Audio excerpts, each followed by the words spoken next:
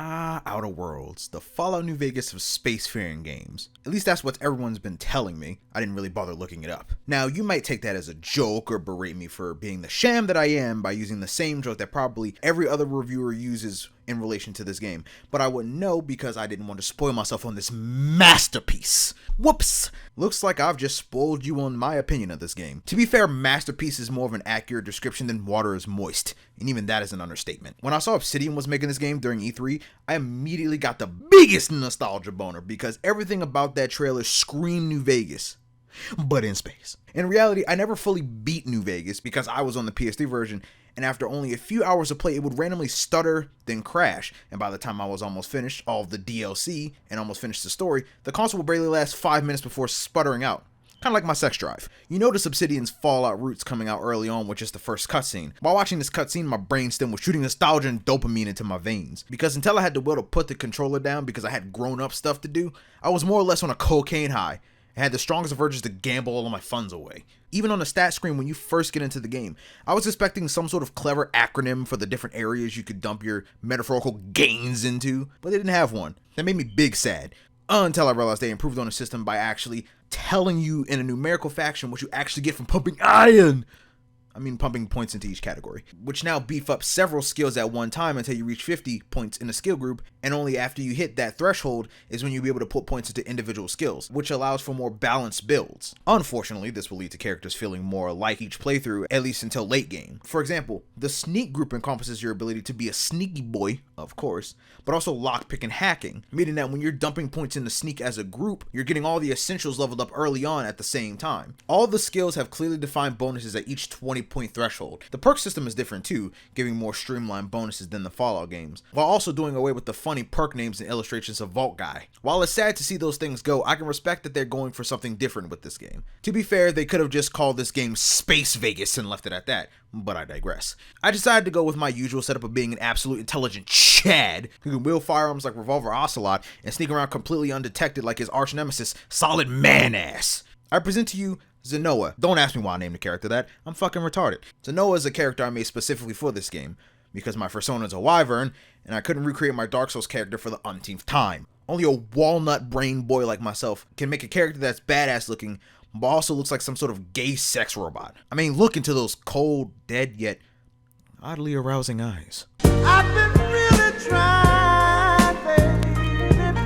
Cold is a pretty good description of Xen'Jiiva, since we wake up from being cryogenically frozen and are greeted by this Doc Brown looking guy, Phineas Wells, who proceeds to instantly give me a chuckle with his mannerisms and his delivery of terrible news. If there's one thing I like, it's the bearer of bad news who gives not a single amoeba of a fuck about how you feel about the bad news. The bad news was that we're only one of several thousands of colonists that are frozen on a ship called the Hope. Since he's only got enough of the chemical to revive one person without them pulling a Wicked Witch of the West by melting from being frozen for so long, and is currently being tracked down by an entity called the Board, yeah, real creative with those names there, huh, Obsidian? He's only got time to get you and you alone out of there so that you can be the one to get more of the chemicals to revive the rest of the colonists, potentially starting a revolution against the absolutely corrupt corporations that run the Halcyon system. After he finishes blathering on about the colonists, I get shot down to whatever planet this is, and Crusherman, who decided to be a bright idea to stand right where he placed the beacon to guide me down.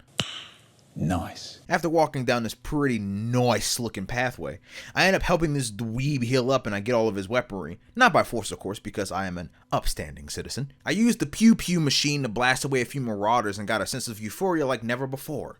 Decent gunplay in a Fallout game? It's something I've dreamt about for years. It's so beautiful. It's kind of making me horny. You what? You know how in Fallout New Vegas and that other one that no one mentions anymore, the combat felt like trying to swim through a pool of marmalade, but for some reason every part of your body has fallen asleep, leaving you with pins and needles as your only source of feeling? Well, that's still here, but in a different way. See, the guns and melee weapons themselves feel pretty decent to use, if weightless at all times, but that was the case in every Fallout game, at least until Fallout 4 and Bethesda's Progerian Cancer Baby. That miraculously lives way longer than it should because they pumped it full of microtransactions that make any greedy CEO hornier than Nerd Gigante, and subpar subscription servers that would even make a gambling man like me think twice before investing. Receiving damage is where the lack of feeling comes into play. There simply isn't enough feedback from when you're being riddled with bullets, stabbed, beaten, and various other ways of making that pretty red bar go down. The controller doesn't vibrate whatsoever, and the character literally doesn't flinch or grunt until he drops dead, and at that point it's less of a flinch and more of a flailing about until he falls to the ground. I've gotten more physical feedback from a local anesthetic. Exhibit A, where I'm being shot by balls of electricity and legitimately didn't notice I was getting hurt until that dastardly strawberry jam coated the edge of my screen. And then I started going deaf for some reason. And then, you have to go night-night, nigga! You have to go night-night, nigga! The melee combat is, well, it's melee combat. It's Skyrim levels of nothing special. And at least in that game, you had dual wielding and magic to spice it up a little bit. If I wanted a super satisfying first-person melee combat system, I'd go play Wii Boxing. Even in that game where melee combat constitutes flailing your arms around until someone around you gets knocked out, there's still more feedback through the other me cosplaying as a mosh pit junkie and the vibration. Oh, and congrats on burying that Wiimote into your grandmother's skull. There's like a feedback blends into the movement as well, feeling 100% floaty with or without gravity. Even when you have a weapon out, which usually adds a little bit of weight to the moving with the way your character moves the weapon as he walks or runs, it still feels like you're running your hand across the blade of a cheese grater made of metallic microlattice. You know in a platformer when you run at full speed on ice and then stop moving and your character slides while their feet are firmly planted on the ground? That's the movement in this game. Wait, what was I talking about? Oh yeah, the tutorial. I proceed to essentially hijack a dead man's ship called the Unreliable. What? Why would you name your ship that? Given the name's accurate, but that's like calling a gun unreliable and then expecting it to not fire a bullet backwards into your spleen. This law-abiding bitch proceeds to accuse me of being the owner of the ship. And this is where you get introduced to the dialogue and skill check systems in the game. In this game, there are 3 ways to mold a conversation in your favor: intimidation, persuasion, and lying, all of which are under the charm trait, and seems to be a binary success or fail depending on the value. The latter of the 3 is a newcomer to the modern role-playing genre, since for some reason every protagonist in every Western RPG can be the most evil bastard to ever exist, on some Hannibal Lecter or Darth Vader shit, but for some reason can never bring themselves to even tell a little white lie. That's like burning down an orphanage just to spite that cunty foster care mother. And then when the news crew comes around and gets so uncomfortably close to your face that they can see the dirt resting in between your eyelashes and starts asking questions, you just calmly admit that you did it, despite the fact that by all rights, you would have gotten away with it scot-free if you had just told a lie and kept it moving. On to burning the retirement home next door. After lying about my profession, like the upstanding citizen that I am, I see the goal and then make a 90-degree turn to get massacred by monsters. This is going to be a theme, isn't it? Actually, this is the perfect time to mention the tactical time dilation? VATS is what I'm going to call it, because TTD sounds like an STD. VATS works like it usually does, where you select the body part you want to specifically injure, and each part will do different things. You can maim, blind, cripple, or my favorite, weaken. Each weapon has their own special ability listed within the stats screen that can be activated instantly by shooting them in the chest with VATS. Execute, stagger, burn, etc. But clearly the best one is knockout. Oh, the fun I have making these enemies ragdoll like a Gmod model. All these are pretty self-explanatory effects, but here's the kicker that makes the system much better. The aiming is in real time. No longer shall it be a game of press R1 and X a few times to instantly Lee Harvey Oswald a man, waiting for the meter to fill back up and repeating ad nauseum until the end credits. You actually have to aim your shots. Absolutely unheard of in a Fallout game. I actually prefer this system over the OG VATS because it's more interactive and doesn't the gameplay. Instead, it's more like bullet time, which feels way more satisfying and intense when you have a monster the size of a house barreling towards you, ready to show you the true meaning of fisting. While you're receiving the pounding of your 15-minute lifetime, you'll notice that you don't have to heal your body parts anymore. Whenever your legs are blown off or your head takes a beating, which somehow slows the attack rate of all weapons, including automatics, the status effect heals over a short period of time. I like, but also don't like this. Because I did hate being so crippled that I would have to survive off of social security for the rest of the game, but I also liked having all of my body parts so hilariously mangled that I question how my character is even still functioning. I like the semi-permanency of going into a fight without healing and being crippled as a result. Moving on, I finish off the beast after a couple more deaths and snag me an assault rifle, which I will put away forever because I soon found myself a hunting rifle and immediately jumped for joy. Hunting rifles were always my go-to weapons in Fallout, so I'm glad to see them make a return and come with a snazzy new scope. Speaking of scoping in, this game is genuinely beautiful. I've never been a graphics whore. To prove this, go back on my channel history and observe that I played Roblox of all things. and enjoyed it, despite it looking like a Brazilian straight-to-DVD bootleg of a Lego movie that your boomer parents grabbed instead of the real movie that was right next to it on the shelf in the Blockbuster before, technology happened. This game's graphics give me both Borderland and Fallout vibes, while still being distinctly its own thing, which I'd have to give big props to the devs for, since being unique is a hard thing to do nowadays, especially with me and my channel being like Shammy, Indie Mouse, and every phase member slapped together into a meat sauce with feathers in it. It's just amazing how I can stand on high ground and look out into the distance with a rifle scope and go, "What's this? A wall?" several times in one spot. There's a caveat to this though, and that's the random loading. The first time this happened, I sat in the same spot for a couple seconds in genuine confusion, because never before has the game halted my progress into the murky textures, wonky collision, and popping that it seems like all console games suffer from when they get overloaded in the loading process. Chalked it up as another point to the PC master race. I'm not sure what this stems from, whether it be poor optimization in some areas, or my complete lack of giving a fuck about the warning about higher POV hindering the performance, but it happens randomly and very infrequently. Honestly, it's not even enough to really be a negative on the game, since it could completely be my fault, and because of the fact that I'm really grasping at ball hairs to find something I genuinely dislike about this game. And that so happened to be one of the things that happened pretty early on in the scripting process. At this point I said, fuck the main quest, and wandered around a bit and found a geothermal plant abandoned by Spacious Choice that was overrun with crazed robots that had a keen interest in putting new holes in me. As I looked through the gaping hole in my chest, I analyzed the environment directly behind me and come to the conclusion that the environmental storytelling in this game is phenomenal.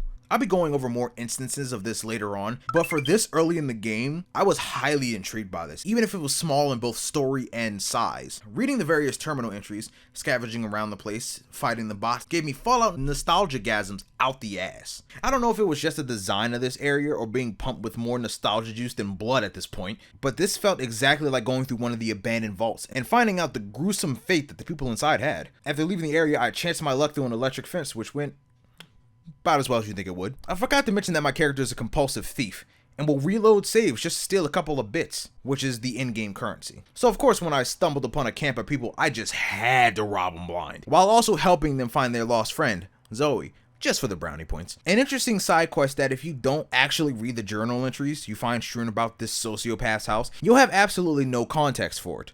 Essentially, Zoe got caught being a thief, guess she didn't have the quick load button, and found herself abandoning the cannery nearby to live with this group of people that have about as much depth to them as Louisiana basements. When reading her notes, she realized that she's so addicted to this show that she watches that she'd more likely than not murder everyone around her and become a marauder, which is an accurate representation of the modern housewife. Except now all of their shows are binge watched on Netflix, Crunchyroll, and those other ones that only people with the brain capacity of a goldfish with brain-eating amoebas in it would pay for. Just like all modern women, who randomly went full nutty and went to join a gang of marauders to lead them as their queen? I don't think that's how bandit groups are run, unless you consider Caesar's Legion. Actually, now that I think about it, she had the right idea. As brain dead as that sounds, what actually happens is that she's hanging out with some bandits that she bribed with drugs just so that she could roleplay as something other than a failure of an amoeba homunculus. They're located a couple hundred meters away from the camp of half which she was chilling with before, meaning that literally at any moment, any one of them could have just gone on a Sunday stroll down that path and found the person they were all so concerned about, albeit that person wouldn't want to come back until my Chad ass steamrolled all of her new friends, which got her wetter than Japan after the tsunami. I know this is a tutorial side quest, and typically those are actually horrendous compared to the rest of the game, but in truth, I expect better from this game in particular. Maybe that's just my hype glasses slowly sliding off my face, as I realize this game has some of the same flaws that most Western and even some Eastern RPGs have. Still love the game all the same. Yes, I do. Yeah, boy. I don't know if you've been listening the past several minutes, since my viewer retention seems to be in the negatives, but I haven't really talked about the story since the tutorial. And that's because, like with any Western RPG, you ignore the main story until you're so overleveled that your mere presence in the main story carries you to the credits. Despite the fact that everyone around you will still treat you like you just rolled out of the gutter, breath foul with ale and smoke and fumes, and they just walked up to you like, "Howdy, Chosen One, I'm Greg, and I'll be helping you on your first quest." Despite the fact that your level is so girthy that I might just get in the way. Fuck Greg, I hate that guy. You really can't do that in this game since the latter areas are actually locked off from you until you reach certain checkpoints in the story.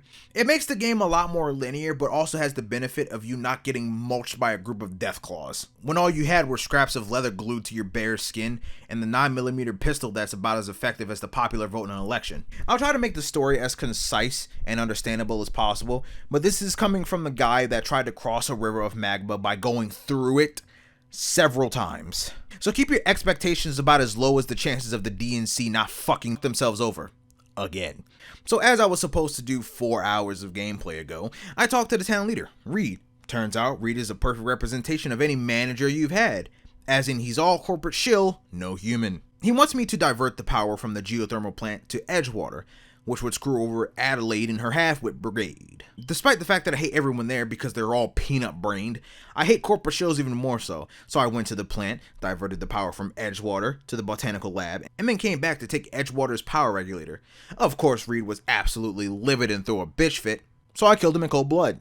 Man, I hated that guy. He's a lot more tolerable as a pile of ash. And as he lay there, toasted a nice charcoal gray, I noticed that even though I killed him while he was completely alone and I was sneaking, I still got a lot of negative points towards Spacer Choice, and there was suddenly a lot of red arrows on my compass. This is immersion breaking, because in theory I should have been able to assassinate him and keep it moving without consequences, but the game arbitrarily blocks you from doing so. So much for assassinating the Spacer's Choice higher-ups one by one and still being considered a god to them. After I handled that prick, Pavarti, one of the workers in Edgewater, wanted to join my crew. I hesitantly let her join, as I'm not usually one for companions in RPGs, but in this game, the system is streamlined and refined to the point where I actually saw benefit into having a crew with me, despite my leadership skills being absolute dog shit. You can change their weapons, armor, and give them new perks as they level up with you, all in the same menu. That you do that to yourself. When you level up your leadership skills, which I didn't do until halfway into the game, you get the option to have companions use their own special abilities, which I'll be honest, I barely used. Having to stop moving and touch the D-pad while aiming at an enemy that most of the time is already taking a chunk out of your ass is a bit cumbersome. But that's just because at the ripe old age of 21 my motor functions are failing me. Or that's just the diabetes kicking in, I don't know which. Activating the abilities does trigger a little mini cutscene of the enemy getting absolutely pulverized, Swiss cheesed, Mario'd, or drop kicked. Damn, you got some strong legs, boy. As you pick up more companions, they're essentially stored on your ship, and every time you leave the ship, you have the option to take up to 2 of them with you, and you can come back and swap at any time, which is a plus, since I don't believe you could do that in the Fallout games. Another thing I like about these new companions is that they not only have their own dialogue based on the events going on around you or your actions, which sometimes can be pretty funny, but they also have some character development after you recruit them. This means that there is a valid reason to recruiting these people beyond just having combat buddies and special perks from having them around. Vicar, in my opinion, had the funniest of the companion quests because it's nothing but questioning religion and DMT trips. Pavarti, on the other hand, is my absolute favorite companion because she's so fucking adorable at all times. I mean, look at this! I'm wondering if maybe she's the engine and I'm the lady? It's a real romantic poem. Made my chest hurt, kinda. Why is she so adorable? Adorableness aside, it feels like she's a genuine human being with flaws, thoughts, and emotions to wade through on a daily basis. I mean, when we're not giving wild reptoids, that is. Don't get me wrong, all of the companions feel like they've had the most effort put into developing their characters to an extent that makes them all feel like people that you could actually share some shots with. A plus that Parvati gets over all the others is her at least bisexuality and the fact that it doesn't feel shoehorned in, unlike most LGBT characters in media. When I was helping Parvati with her gay agenda, it felt like she was actually just a girl who was anxious about a love interest, and not just a ravenous carpet muncher who hates dick more than she hates being within the confines of her mortal coil. The second half of her quest sees her growing more bold and actually making the moves first, showing actual growth in character since back in Edgewater she could barely speak to me. I had Vicar Max with me through her quest line, and at certain points he had his own input on the situation as a whole on my choices when it came to the dialogue, which in its own encouraged me to always keep at least 2 companions with me around at all times, because it's very frequent that your companions will put their 2 cents in, whether you want them to, or rather have their mouths cauterized shut with a plasma cutter. Since we're on the topic of dialogue, a lot of it is your standard RPG affair. However, I found quite a bit of it to be actually endearing, enough so that I actually felt an emotion toward this game. I mean, other than undying lust. Sheer, unadulterated joy. Never has a Western RPG got me to the point of breaking out into chimpanzee-like laughter from simply the dialogue. Normally it's the ridiculous amounts of gibbing, ragdolling, and glitches that does it. Especially in a Bethesda RPG. A sentient ship AI has made me laugh out loud harder than any NPC in a Bethesda game. Aside from the laughs, the voice acting itself is impeccable. But I'm about as tone deaf as the enemy, so take that with a grain of salt. Given, most modern games have at least passable voice acting, but it seems like this one goes way above that line to deliver characters that feel like actual human beings, except when you're getting within flinching distance of these people. This is especially shown during the companion and main quests, where it feels like the voice actors went above and beyond to deliver a performance that's definitely worthy of being at least top 3 in some list YouTubers' top 10 voice acting performances in video games. As long as we aren't recycling the same 5 voice actors throughout the game for NPCs that have actual dialogue, it actually gets an A+ from me from being just above Skyrim level. I returned to my newly acquired ship, slapped that power regulator in what can only be described as Ada's asshole, and finally took off this godforsaken rock. I'm instructed by Doc Brown to go deal with another one of his criminal friends, and off I go, blindly trusting a strange old man I just met like, 3 in-game days ago? I'd sooner trust an Islamic extremist with homemade bottle rockets than this guy. But the game has to progress somehow. So after landing on the groundbreaker, my ship is quickly impounded by this homoerotic Englishman. I lie my way through his conversation, imagine all of the Rule 34 of him and the now dead Alex, and pardon me, I need to promptly shoot myself in the head, as that's the only way to scrub these thoughts from my mind.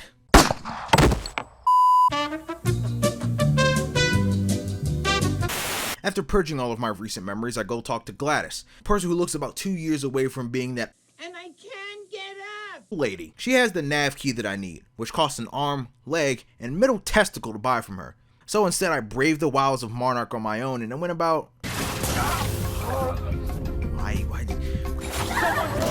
god, why did you... Oh my god, if I die a fucking again, I'm gonna lose my marbles. Fuck! You motherfucker! God fucking damn it. Oh, fuck! That well. I still went to help her on her quest anyway, since I'm a greedy XP whore.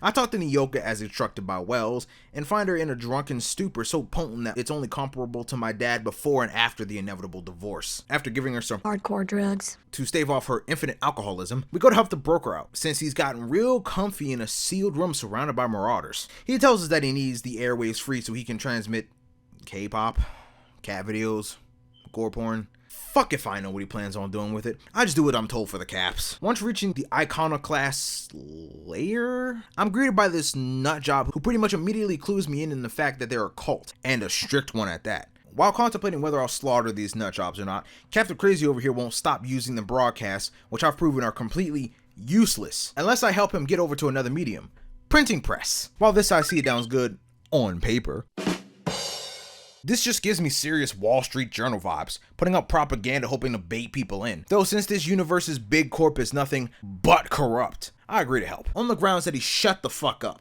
I get this lunatic's printing press all operational, and then head back to the radio tower to bully the broker some more, and turn on the tower for him so he can continue to spread the messages about our Lord and Savior, Mr. Satan. And also relay some data back to Doc Brown. I couldn't be fucked to tell you what that data was since I forgot about it 3 pages ago.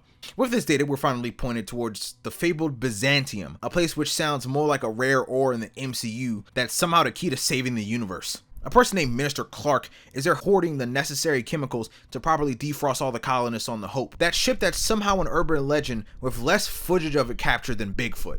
I don't get Obsidian's obsession with shutting down religion in this game. I mean, first we got Max's quest line, and now there's a minister holding on to chemicals like there's a viral outbreak and he just bought the last of the toilet paper and hand sanitizer. I mean, I get it, religion bad and all, but this is starting to remind me when I fully became a sentient being at 14 years old and dropped religion like a sack of kittens tossed off a bridge. We go to speak to a person named Carmen, who can help me with the subterfuge to get the chemicals. I'd personally opt for guns blazing, since at this point my boomstick is so overpowered that anything I point at it just gets Thanos'd. Plus, massacring a whole town of rich, corrupt Progerian marmosets sounds like an idea that everyone could get behind. Anyways, I go talk to... Nothing, it's just...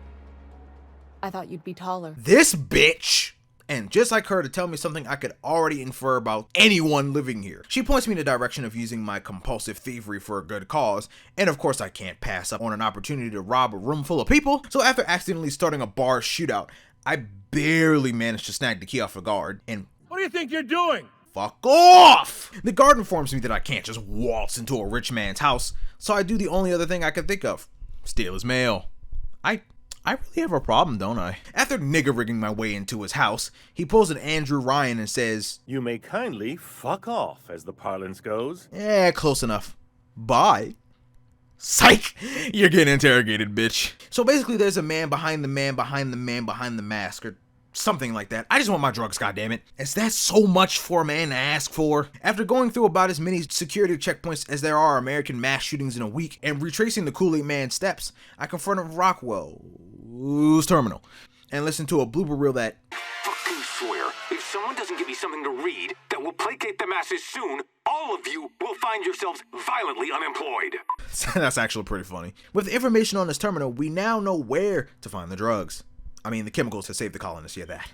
And with that, I proceed to reach deep into the bowels of this here building. This mass amount of drugs is located just down the street from an official government building. Shit, if that's the case, fuck Area 51, search the buildings around it. In the bowels of this building, I find a smaller version of that room in RE5 where you fight Mr. Krabs. Anyway, I check the terminal, don't care to read it because fuck consequences, and siphon the drugs into a tube that I can take with me and oh shit, those people just die because of me. Oh well, I got my drugs. I, of course, sneak my way back out like the snake that I am, and return to Phineas with the drugs. I'll be honest, I don't want to share these. I hear they have you seeing a bunch of different colors. As I get on my ship, however, I'm contacted by this bitch. I never trusted those cretins. So, what the doc wants us to do is travel to the Hope, power its skip drive with our own ship's power, our ship that's named the Unreliable, mind you, and skip drive right next to his lab so he can save the colonists. Oh, and there's about a 50 to 90% chance of getting me and my crew deaded in the process. Lovely. Considering all of the red flags about Doc being a lunatic, including Ada even saying she's wary of him, I should be more skeptical. But I'm really only in this to fuck over Big Corp and to watch all the rich entitled twats squirm as everything goes to shit. For them at least. After handling all the necessary requirements, we wake up the ship's computer. And yeet! Sweet, we made it back. All's well that ends well, right? Where's the end credits? With me, I'll never. Oh. He's probably dead. Psych! He's just been doc-napped by the board. So like the fucking Chad bro that I am, I staged an assault on the prison planet that he's been taken to save his old ass. We're coming, buddy!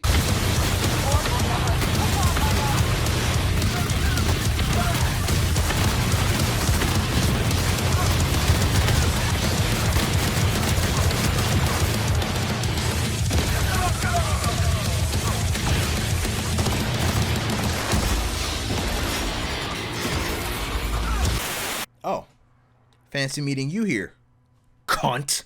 I had heard you'd taken a mechanic under your wing. What's the matter, girl? Couldn't find actual employment? Oh, so that's how it is, huh? Well, fuck you! As I near the final showdown, Sophia contacts me to berate me for being the anarchist that I am. Obviously, everything she says at this point doesn't matter because, you know, point of no return and all. Afterwards, there's an actual final boss fight. Kinda. He's more of a giant bullet sponge with a giant shield and a lot of fucking drones surrounding him. I'm getting serious Mankind Divided vibes here. Up in the office resides Sophia, who's promptly sent to Narnia with one shot. Okay, maybe a few more. I free Doc Brown's old ass, give him a bear hug before he gives me the bad news. Earth's gone dark. Not that it really matters to me, since I'm the king of Halcyon now! Holy shit. I didn't really think the story of this game would have me as hooked as it did, especially since the stories of the Fallout and Elder Scrolls games tended to leave me yawning, but everything about this story, and by story I mean the orgy and subsequent bucake of all the side stories and the main story that kept me at the edge of my seat, wondering what would happen next after I completed the massive checklist of side quests. The game is kinda short relative to the Fallout games, clocking in at around 30 hours if you do absolutely everything and don't die like a dumbass a lot. But I like it that way, because length doesn't always correlate to the quality. Trust me, I know from experience. There was more emphasis on the world building and the characters because of the smaller scale. It felt like there was less bullshit littered around. They managed to make Fallout and compact it just enough to make it a much more enjoyable experience than many other Western RPGs. Now, with that being said, I didn't tackle everything that this game has to offer, because I was too busy trying to become a god emperor with a certain gayness about him. I skimmed over some of the details that were impossible to interweave into the comedic eargasm that you have just listened to. Or not, I don't know who the fuck listens this far. So out of spite, I'm gonna go over every detail with a fine-tooth comb made out of mantisaur claws. That moon thing that's like this game's version of Vault Boy, I like it. I really do. It's creepy as fuck with that completely dead stare and unrelenting grin that it has at all times. And it perfectly encapsulates the fake smiles that corporations put on for the public. But if a mom can get past things like that, then so can I. While I'm sure most people don't appreciate you staring into their soul while you're talking to them, it highlights the good facial animations. You can actually tell what emotion they're feeling based off of these, since their faces aren't made of Play-Doh that's been molded with a rusty chainsaw to resemble human faces. I really like the look of the armor and weapons. They have a futuristic, rounded, and sometimes junkyard look to them, while still looking like they'd function as intended, even if some of the designs are pretty over the top. Like this armor that I gave Max that makes him look like if Master Yi gave up Wuju style to take up the art of being a junkyard warmonger. I love the dialogue choices you have throughout the game. They managed to make even the non-skill based dialogue choices funny, especially the aggressive one. I'll punch you in the throat? God damn, Zenoa, chill! You can't just assault random people like that! You'll create a time paradox. You can sleep in any bed you want in this game, and despite it being rather uncanny, it's a quality of life change that I personally like. I mean, who doesn't like taking an 8-hour nap right next to a dead body? The repair system doesn't force you to have a duplicate of the weapon to repair it, as scrapping any weapon gives you weapon parts that can be used to repair any weapon of any class. The same thing applies to armor, where scrapping armor gives you armor parts and, well, you know the rest. The repair system itself is a quality of life change that's definitely great. The last quality of life change that I like is the respecification machine on your ship. It allows you to swap builds whenever you want, but it costs more money every time you use it. As much as some people would consider this a huge negative, it's not, since it's completely optional to use. I'll be honest, I couldn't even find the damn thing until the very end of the game. I'm about as blind as Stevie Wonder, with a blindfold on. I'm not a big fan of the majority of side quests in this game. On the gameplay side at least, most of them are go grab X thing or kill Y persons, like most games in general really. But what sets this game apart is the characters. I'm telling you, the characters in this game will carry you throughout all of the side quests, whether it's just to see their reaction when certain conditions are fulfilled, ignored, or outright failed on purpose, or because you genuinely sympathize with them. Keeping the game smaller in scope than Fallout was a genius decision, because it made developing the characters in a way that made all of them compelling in some way a lot easier, because there were just less NPCs that gave out quests or that needed unique dialogue. I really like the side quest, The Secret People. Spoiler alert, these people are cannibals. If the pale skin, beautifully done creepy voice acting, and shifty facial animations weren't enough of a clue. It's a very short and sweet side quest that I mainly like for the fact that I was genuinely creeped out from the dialogue, character models, especially when after snooping in the upper rooms and finding Braxton's body, the person in the hallway was just gone. I had inferred that they knew full well that I was snooping, but it still gave me the chills. This coming from the guy that slept in a house full of obvious cannibals. Nothing happened, but you'd be damn right if you guessed that I saved before that. Another one of my favorites is the side quest chain with Lilia. At first you're just a simple contractor doing some criminal shit, but as the quests go on, you end up uncovering that a one Dr. Eva Chartrand was performing experiments with a gas that changes you on a molecular level, essentially turning humans into quote-unquote aliens. And not the gray kind. It turns out she was half right. It wasn't necessarily an alien conspiracy, but a doctor's attempt to help humans survive, as they're slowly being starved of nutrients since the food from Earth is not exactly working as intended. The gas would essentially assist in helping everyone survive off of the failing resources they have, leading to a brighter future for mankind as a whole. As much as I hate corporate pawns, I decided to spare her as long as she worked with Phineas, since in my eyes she'd be more worthwhile working with him than the board. And killing her would make all of the guards outside turn meanie old me into a pile of melted flesh the second I stepped outside of her house. I wonder what Phineas will act like once he has a proper assistant. I imagine he'll reenact the whole Naomi Otacon relationship from MGS4. Lilia wasn't too happy with my betrayal, but to be honest, her attitude made me want to dunk my head into the Unreliable's fuel tank, so I won't miss her. For the final quest I liked, this one being very short and sweet. After you fire up that radio tower, a UDL ship attempts 9/11, but misses by about, I don't know, a fucking mile.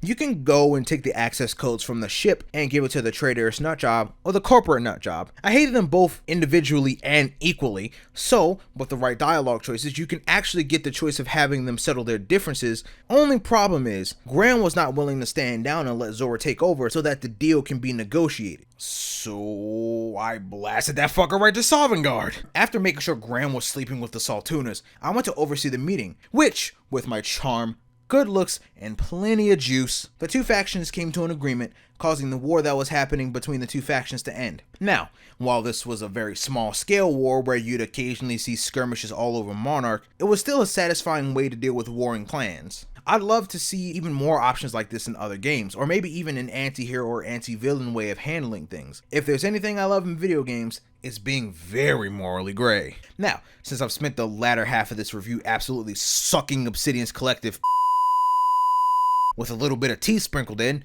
I'm gonna actually talk about the shit that I dislike. The AI, for one. This game's AI has about as much complexity as Pac-Man Ghost. As soon as you get spotted, the enemies all bum rush you at once like a cake wandering into a fat boy factory. It even makes the stealthy approach near impossible, since once one enemy spots you, they all have access to your cell phone's location, and continue to endlessly follow the signal until you get out of the range of their McDonald's Wi-Fi. Fitting, since the range that they chase you is about as small as McDonald's dining area. Oh, and once you leave the range of their Wi-Fi, they all suddenly turn around and ignore you even if you're currently pumping them full of lead. Not only that, but they heal ridiculously fast, negating everything that you just did to whittle down the enemy that's clearly out of your league, but you go after it anyway with about as much success as you had asking out Stacy to the senior prom, which in D&D terms was a critical failure. Along with the AI is their reaction to sounds. See, the sound design when it comes to the firearms in this game is fantastic. Every single weapon and explosive packs a pow that sends you straight to the moon, complete with a face, but for some reason in a bandit camp,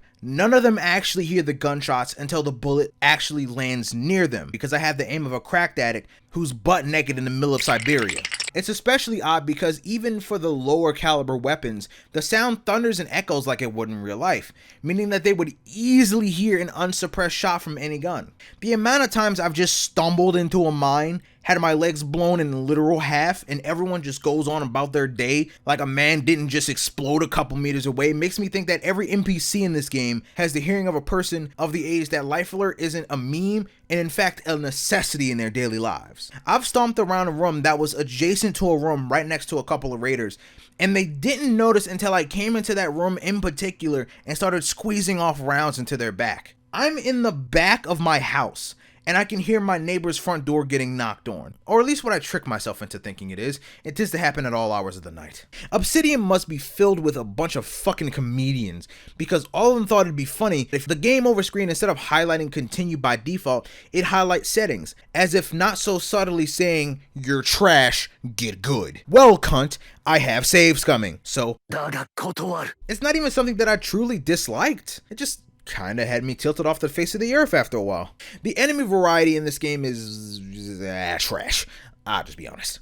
I have a list here of what enemies you'll fight. Let's see here. We got droids, drones, marauders, reskins of marauders, mantisaurs, reptoids, slugs, brutes, and a swarm of bees! Yeah, not much variety there. Since we're on the topic of the lack of variety being a big boner killer in this game, the weapons are in the same boat, which is surprising for a Fallout style game. There's obviously several weapon types ranging from pistols, rifles, launchers, and machine guns. However, there's only a few variants of these weapons in each class. For example, the machine guns have a heavy and light machine gun, but instead of several different styles of these heavy and light machine guns, there's only Mark I and Mark II variants of each, along with some of the named variants that just use the same skin but with buff stats, usually come pre-customized, and have a pretty little shiny effect in the inventory. This is a hefty downgrade from New Vegas. They usually had several different weapons in each class of weapon, which came with its own advantages, disadvantages, unique looks, and ammo types. Oh yeah, the ammo types. Okay, here we go. There's only 3 ammo types in this game: light, heavy, and energy. And while that simplifies things, it also takes some of the decision making out of the game.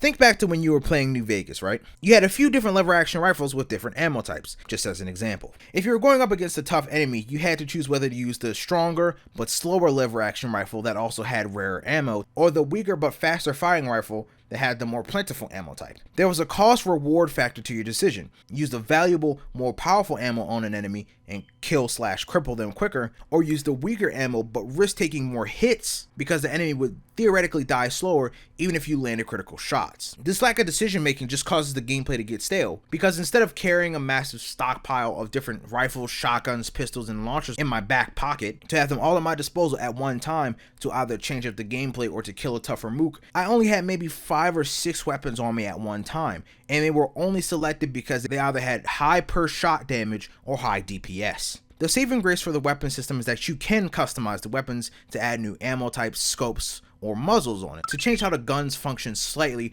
and tinker the weapons to make them stronger. Meaning that you can, and I heavily emphasize this, theoretically take a level 1 weapon to level 35 so that you can use it into the late game. But the cost of the tinkering raises drastically after about 6 or 7 tinkers, regardless of the base level. Meaning you preferably want to have a Mark II variant of a weapon because the base level is higher, meaning it can be taken to higher levels at a fraction of the cost. Even then, it's about as effective as a wacky waving inflatable arm flailing tube man without air. The modding is very basic, and I mean it's more basic than Fallout 70. Yeah, that one. Except the mods you want aren't acquired when your ethereal sky paternal parental figure wishes to bless you with it after giving a title of the same weapon 362 times in 24 hours. It seems that in this game, they wanted to go for more of a straightforward, simplified weapon and weapon modding system. And considering the overall length of the entire game compared to 3 or New Vegas, plus all of their respective DLC, I'd say the change fits well, even if it's not my preference. They do have the science weapons though, and those are interesting. I'll level with you, I never ever use these. I found them to be too weak on account of the whole my DPS thing. They do have weird effects that do make them fun to play around with when you get bored of being a badass. Huh, is that really all I dislike about the game? When the amount of things that I have to bitch about is only slightly more than the amount of sexual partners I've had, you know your game is stellar. So just like the story of this game, I'm gonna peace out before I end up making more of a fool of myself. If you're the one mongoloid that skips to the end of the review to get the rating without spoilers on everything, this section's for you. If I were to give this game a rating, I'd give it a Ticket to New Vegas out of 10. And that's saying a lot because that's considered one of the greatest Western RPGs despite its age and jank. The only people I really see liking this game are people that like Fallout, space, and adorable dark-skinned gay women. Okay, Captain, she's gone. I feel like running laps around the cargo bay. Why is she so fucking cute?